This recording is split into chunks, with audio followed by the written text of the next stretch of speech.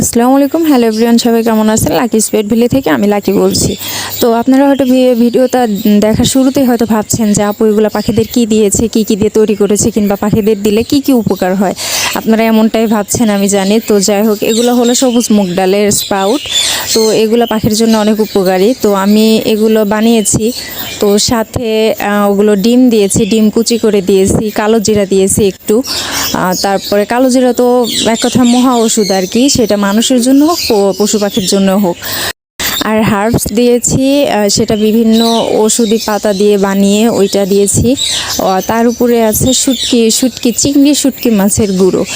এইটা আমি আমার বড় ভাইয়ের থেকে শুনেছি যে এটা দিলে নাকি পাখি ডিম বাচ্চা করে ভালো, অনেক পাখির বাচ্চার অবস্থায় থাকলে পাখির বাচ্চার গ্রোথও অনেক ভালো হয়। অনেকজনকেই দেখেছি আমি, সেই হিসাবে আমিও দিই আর কি। তো তো মোটামুটি দেখেন আমার পাখিগুলো কি মজা করে খাচ্ছে। বাচ্চা থাকলে তো বাচ্চাকে অনেক পেট ভর্তি করে খাবার খাওয়ায়, বাচ্চার গ্রোথও অনেক ভালো হয়। আমি চেষ্টা করি সপ্তাহে 3 দিন দেওয়ার জন্যে, আপনারা চাইলে দিতে পারেন।